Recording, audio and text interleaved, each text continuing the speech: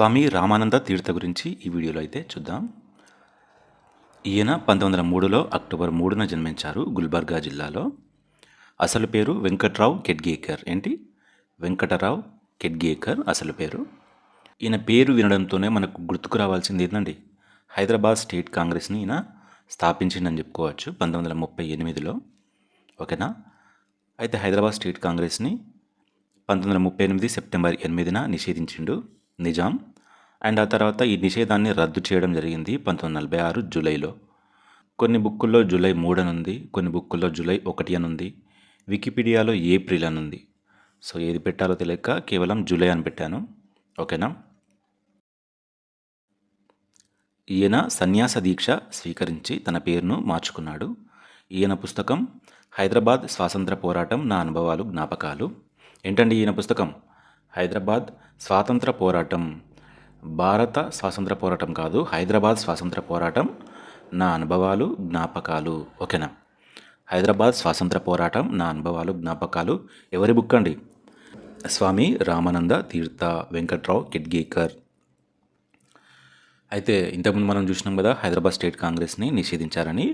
ఆ నిషేధాన్ని ఎత్తివేయాలని సత్యాగ్రహాన్ని నిర్వహించారు 1938 అక్టోబర్ 24 నుండి డిసెంబర్ 24 వరకు. అయితే సత్యాగ్రహ కమిటీ ఏర్పాటు చేశారు. ఆ కమిటీకి గోవిందరావు నానల్ అధ్యక్షత వహించిండు. దీనికి కార్యదర్శి రామకృష్ణ దూత్ అన్నమాట. అయితే గోవిందరావు నానల్ ఈ సత్యాగ్రహం చేస్తుండగా అరెస్ట్ కావడంతో 18 మంది డిక్టేటర్లను నియమించారు. అందులో మొదటి డిక్టేటర్ స్వామి రామానంద తీర్థ అయితే 18వ డిక్టేటర్ కాశీనాథరావు వైద్య. కాశీనాథరావు వైద్య ఎవరండి? హైదరాబాద్ రాష్ట్ర మొదటి స్పీకర్ కదా. అయితే పుత్లీబౌల్ పోలీస్ స్టేషన్ దగ్గర ఈయన సత్యాగ్రహం చేస్తే ఈయనను అరెస్ట్ చేశారు. అండ్ అలాగే ఇతను వ్యక్తిగత సత్యాగ్రహం కూడా నిర్వహించాడండి. ఇంపార్టెంట్ అది 1940 సెప్టెంబర్ 11న. ఓకేనా. ఎందుకు అంటే హైదరాబాద్ స్టేట్పై నిషేధాన్ని తొలగింపు కోసం.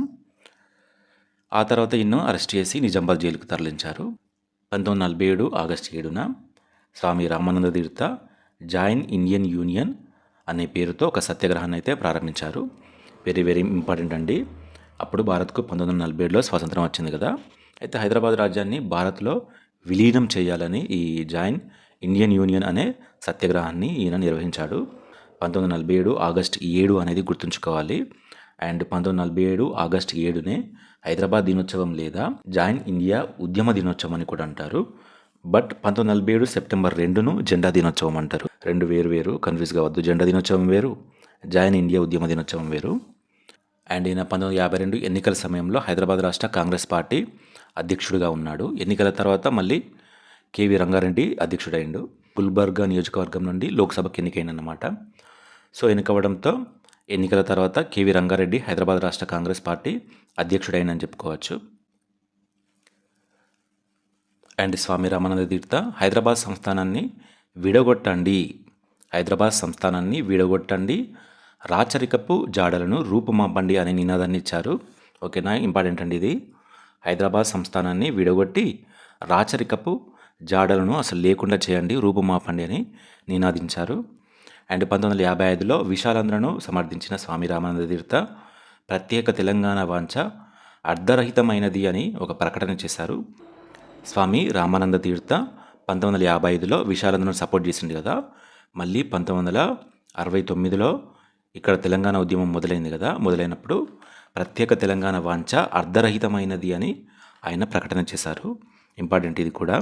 ఇది 1969లో చేశాడండి ప్రకటన, 1955లో కాదు. ఓకేనా. అండ్ అలాగే ఈ 1969లోనే స్వామి రామానంద తీర్థ తన అనుచరులతో కలిసి భావ సమైక్యత ప్రజా సంఘటన సంస్థను ఏర్పాటు చేశారు. తెలంగాణ రక్షణలు ఉల్లంఘించారు కదా, తెలంగాణ రక్షణలు అమలు కోసం అని ఇట్లా భావ సమైక్యత ప్రజా సంఘటన ఏర్పాటు చేశారు. బట్ ఈయన సమైక్యవాది అని చెప్పుకోవచ్చు. అండ్ ఇతని అధ్యక్షతన మొదటి సమావేశం జరిగింది. ఆ తర్వాత కొదాటి నారాయణరావు అధ్యక్షతన జరిగిందని చెప్పుకోవచ్చు ఈ సమావేశాలు. అండ్ ఈయన 1972లో మరణించాడనేది గుర్తుంచుకోండి. ఇదండి స్వామి రామానంద గారి గురించి. ఓకేనా. స్వామి రామానంద తీర్థానుడితోనే మెయిన్. ఆయన గుల్బర్గా జిల్లాలో జన్మించారు. అతని అసలు పేరు వెంకట్రావు కెడ్గేకర్. హైదరాబాద్ స్టేట్ కాంగ్రెస్ని ఆయన స్థాపించాడు. అండ్ హైదరాబాద్ స్వాతంత్ర పోరాటం నా అనుభవాలు జ్ఞాపకాలు అనే పుస్తకాన్ని రాశాడు. వ్యక్తిగత సత్యాగ్రహాన్ని 1940 సెప్టెంబర్ 11న నిర్వహించాడు. జాయిన్ ఇండియన్ యూనియన్ అనే సత్యాగ్రహాన్ని 1947 ఆగస్టు 7న ప్రారంభించాడు. అండ్ అలాగే గుల్బర్గా నియోజకవర్గం నుండి లోక్సభకు ఎన్నికయ్యారు.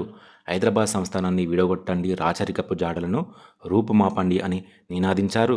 1969లో ప్రత్యేక తెలంగాణ వాంఛ అర్ధరహితమైనదని ప్రకటించాడు. అండ్ అలాగే 1969లో భావ సమైక్యత ప్రజా సంఘటన అనే సంస్థను తన అనుచరులతో కలిసి ఏర్పాటు చేశాడు. 1972లో ఈయన మరణించాడు. ఓకేనా, ఇంత చదువుకుంటే చాలు ఈయన గురించి. అండ్ ఎగ్జామ్కి వెళ్ళే ముందు పీడిఎఫ్ ఖచ్చితంగా చూడాలి. నేను ఇట్లా హైలైట్ చేసిన కదా, వీటిని ఖచ్చితంగా గుర్తుంచుకోవాలి మీరు.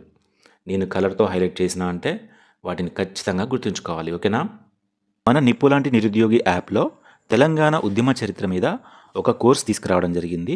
ఈ కోర్సులో confusion points videos, chronological explanation videos and అలాగే తెలంగాణ నూతన పథకాలకు సంబంధించిన వీడియోస్ అండ్ ఈ మూడింటికి సంబంధించిన ఫ్రీ పీడిఎఫ్, ఫ్రీ మెటీరియల్ కూడా ఉంటుందండి. ఒకసారి అయితే మన యాప్ డౌన్లోడ్ చేసుకోండి. ఫ్రీ కంటెంట్ కూడా ఉంటుంది. మీరు చూసాక మీకు నచ్చితేనే తీసుకోండి. ఓకేనా. గ్రూప్ 2 అండ్ ఎస్ఏకి ప్రిపేర్ అయ్యేవారైతే ఖచ్చితంగా తీసుకోండి. మీరు త్వరగా రివిజన్ చేయడానికి క్విక్ రివిజన్ పర్పస్లో ఈ కోర్స్ అయితే తీసుకురావడం జరిగింది. వన్స్ చెక్ చేయండి, నచ్చితే మాత్రం ఖచ్చితంగా తీసుకోండి.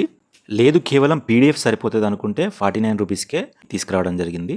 ఒకసారి మన యాప్ అయితే డౌన్లోడ్ చేసుకొని చెక్ చేయండి.